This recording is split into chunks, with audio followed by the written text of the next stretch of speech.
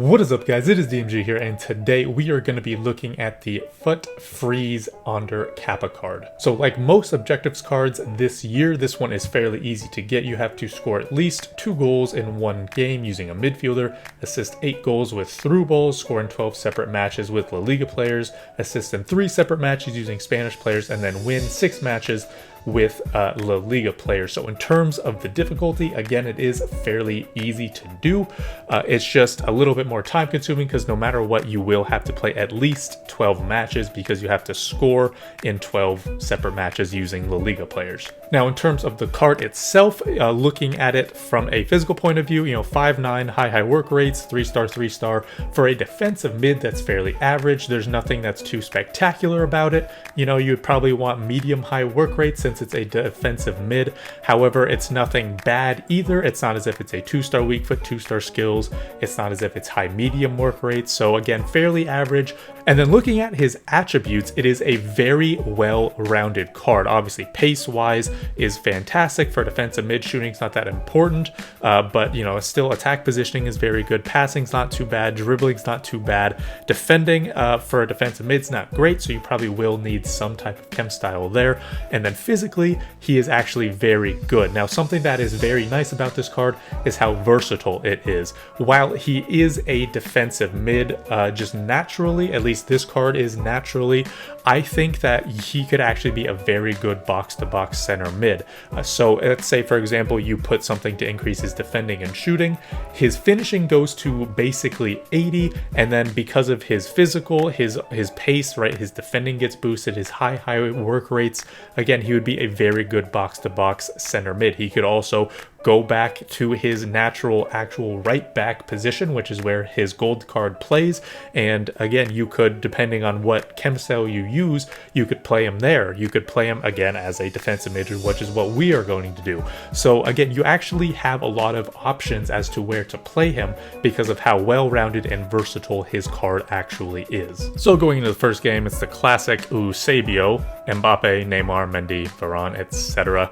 So in terms of where we're going to play him, like I said, we are going to put him at defensive mid, but because of his really good attack positioning, which is basically at 90, I also kind of want to see him as a defensive mid that roams forward a little bit. So again, initially, we'll have him as a defensive-minded defensive mid, see how he plays, and then we'll take it from there. So first things first, let's see how he is on the ball. He does have a stocky body type, and his dribbling, while it's obviously not bad for a defensive mid, is not, it's still not high in general. So we may kind of have to, compensate for that a little bit. Okay, where do you go? He positions himself well. That's what I've noticed so far. Again, positioning is fine. No problems there. He actually feels a lot smoother when he's just when he's just shifting left to right, right? So dribbling wise, he's not very good because his dribbling is only 80 or so, but his agility and balance are actually much better than that. All right, Capa, what can you do? We're not going to use him. We're going to see if he actually runs back. He's not, right? Like right there, right? That needs to be him. That needs to be all Capa right there. Okay, where does he position himself? Puts himself in a decent spot. Like right there, right? He shows, which it's actually kind of nice. Okay, plays a decent ball. That's good. And that should be a goal. Nice. So, like I said, his positioning on the attack is not very bad because he puts himself in a good spot to kind of receive the ball. Like that's actually quite good, to be honest. But the work rates defensively, not a huge fan of. He doesn't seem to run back as fast as possible. Maybe because his high attacking work rates are causing that. So after the game, what we noticed, at least positioning-wise defensively, he just didn't run back. He just didn't run back as much as I really wanted him to. But again, shiftiness, he was fine. We didn't really see him attempt any tackles. Yeah, 0 of 0. I don't think he made any interceptions either. But on the attack, that's kind of where I noticed him, right? On the attack, believe it or not, because that's where he would actually kind of separate besides that one time. Next game, again, the classic Mendy, Varane, Gomez, just like last time. I believe Conte and Mahrez were there as well. So what I want to see this time is basically just how he plays defensively, how well he tackles, because he's 5'9". I also want to see his physical as well, right? Again, we just saw his shiftiness, which is good. We saw his positioning, which, at least his work rate, which wasn't very good, but we literally did not even attempt a tackle with him. We didn't even attempt to put anyone off the ball. So that's kind of what I'm looking for this time around. Oh, Capa, there we go. That was a really good interception. Surprised he got that considering he's 5'9". Right there, again.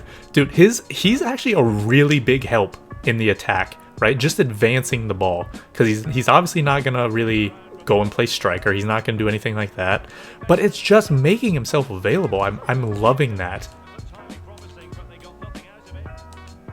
Always in a dude. He's literally always open. He is always open for a pass. It's just so helpful. Wide open space. Dude, he's a defensive mid.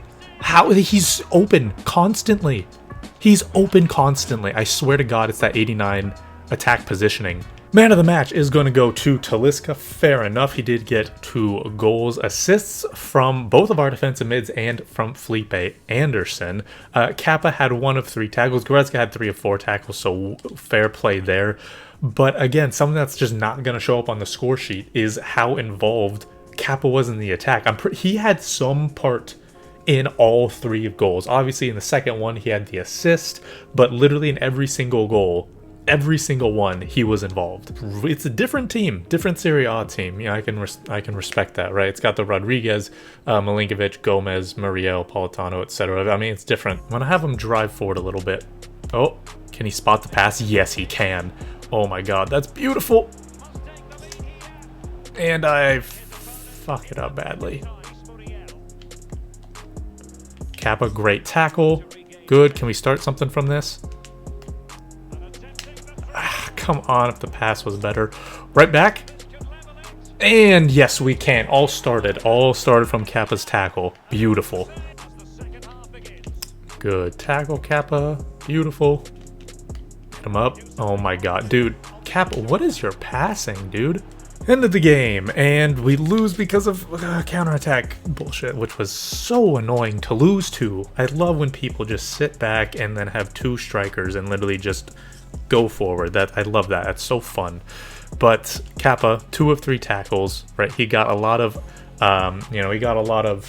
interceptions. Again, the attacking positioning is really nice. Yeah, 34% possession, 5 shots, 5 goals. So fun. Love it. So going back to Capa himself, is he worth completing those objectives for him? When it comes to just objective players in general, the vast majority of the time it is going to be worth it, because at the very worst, it could be an SBC fodder player. So in Capa's case, him being 85 overall, him having good links, him having a good nationality for SBCs, right? Again, it's always going to be yes in this case. Now, in terms of him being usable, I think he is, just in the case of him being, very physical. He's pacey. If you put some type of, chem style on him for his defending, then he could be very good in the defense. But it's his attack positioning that's surprisingly very, very good. If I really wanted to, I could put a finisher on him. Genuinely, I could put a finisher on him to increase his dribbling, increase his finishing to basically 80, or I could put a Deadeye on him and make him a very good box-to-box center mid. But genuinely, he's very versatile. So again, is he a good card? I think he is, right? Because I did enjoy Teo's card here, and he's a better version of that. But again, at the very least, if you don't like him, you can throw him into an SBC, considering he has an 85 overall, which is pretty decent, and the fact that he has good links. So overall, yes, definitely complete the objective. And again, you'll have at the very least some SBC fodder. So that is going to do it for this video. If you do have any questions, let me know and I'll try to answer them for you. But like I said, that is going to do it. Thank you guys so much for watching. This has been DMG. Peace.